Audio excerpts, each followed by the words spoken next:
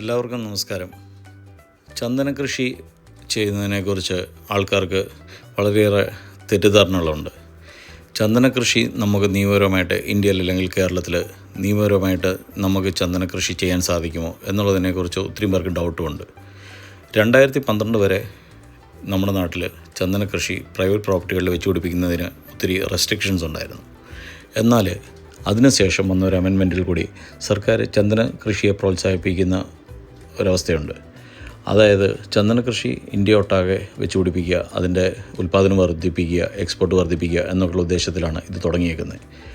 ഇന്ന് ലോകത്ത് ഏറ്റവും നല്ല ചന്ദനം എന്ന് പറയുന്നത് നമ്മുടെ മറയൂർ ചന്ദനമാണ്.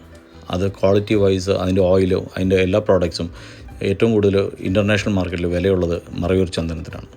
എന്നാൽ ചന്ദനം ഏറ്റവും കൂടുതൽ ഉൽപ്പാദിപ്പിച്ച് എക്സ്പോർട്ട് ചെയ്യുന്ന രാജ്യം ഓസ്ട്രേലിയയാണ്. അപ്പോൾ ഇന്ത്യ ഇപ്പോൾ ഇങ്ങനൊരു തീരുമാനമെടുത്തതിൻ്റെ ഭാഗമായിട്ട് ഇന്ത്യയിൽ ചന്ദന കൃഷി വളരെ വ്യാപകമായിട്ട് ഇപ്പം ഉണ്ടായി വരുന്നുണ്ട്. എന്നാൽ ഇന്ന് കേരളത്തിൽ ഇഷ്ടംമാതിരി സ്ഥലങ്ങൾ, സ്വകാര്യ ഭൂമികൾ വെറുതെ കിടക്കുന്നുണ്ടെങ്കിലും ആൾക്കാർ റബ്ബർ ഉൾപ്പെടെയുള്ള പല സാധനങ്ങളിൽ നിന്നും മാറി നിൽക്കുന്നു. അവർ എന്ത് ചെയ്യണമെന്നറിയത്തില്ലാതെ ആൾക്കാർ കാട് പിടിച്ച് കിടക്കുന്നു. അപ്പോൾ അങ്ങനെയുള്ള ആൾക്കാർ ചന്ദന കൃഷിയിലോട്ടും ഒക്കെ ഇറങ്ങി വരണമെന്നാണ് ഞാൻ ആഗ്രഹിക്കുന്നത്. അതുകൊണ്ടാണ് ഞാൻ ഈ വീഡിയോ ചെയ്യുന്നത്.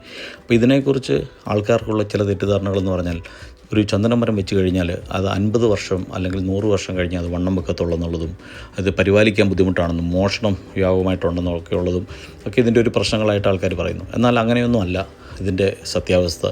ഇത് ഓർഗാനിക്കായിട്ട് നമുക്ക് ചന്ദനത്തെ വളർത്തിയെടുക്കാൻ പറ്റും.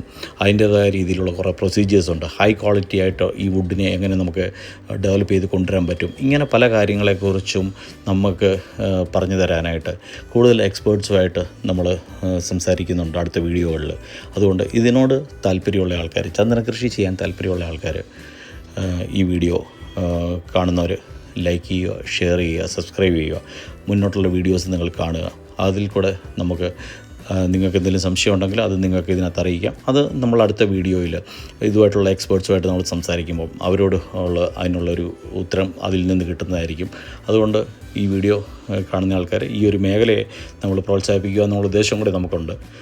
ഇപ്പം നിങ്ങൾ ഈ വീഡിയോയിൽ കണ്ടുകൊണ്ടിരിക്കുന്ന ചന്ദന ചെടികൾ ഏകദേശം 2 വർഷവും 5 മാസത്തോളം പ്രായമായതാണ്.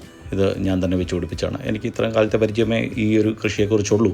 എന്നാൽ ഇത് ഈ കാലഘട്ടത്തിൽ ഞാൻ പലരുമായിട്ട് സംസാരിച്ചതിന് ശേഷമാണ് ഞാൻ ഈ കൃഷിയിലോട്ട് വന്നത്. ഇത് എനിക്ക് ഒരു നല്ല അനുഭവങ്ങളാണ് തരുന്നത്. നമുക്ക് മനസ്സിനൊരു സന്തോഷമുണ്ട്. എന്നാൽ ചന്ദന കൃഷിയെക്കുറിച്ച് ഞാനും പല കാര്യങ്ങൾ പഠിച്ചുകൊണ്ടിരിക്കുന്നേ ഉള്ളൂ. അതിൻ്റെ ഭാഗമായിട്ട് മുന്നോട്ടുള്ള കുറേ കാര്യങ്ങൾ, പലരുടെ ചോദ്യങ്ങൾക്കും പല കാര്യങ്ങളും, പിന്നെ പല വീഡിയോസിനകത്തും ആൾക്കാർ ഇതിനെക്കുറിച്ച് ഒരു ധാരണയില്ലാതെ പലരും പല കാര്യങ്ങൾ പറയാറുണ്ട്. അതൊന്നും നിങ്ങൾ അധികം മോബൈലേക്ക് എടുക്കണ്ട. ഇതൊരു നല്ല ഇൻവെസ്റ്റ്മെൻ്റ് ആയിരിക്കും, നല്ലൊരു കൃഷിയായിരിക്കും എന്ന് തന്നെയാണ് എനിക്ക് പറയാനുള്ളത്. അതുകൊണ്ട് നിങ്ങളിത് കാണുക, മറ്റുള്ളവർക്കും കൂടെ ഷെയർ ചെയ്യുക എന്ന് വിനീതമായിട്ട് അഭ്യർത്ഥിക്കുന്നു. ഏതായാലും കണ്ട എല്ലാവർക്കും നമസ്കാരം. Thank you.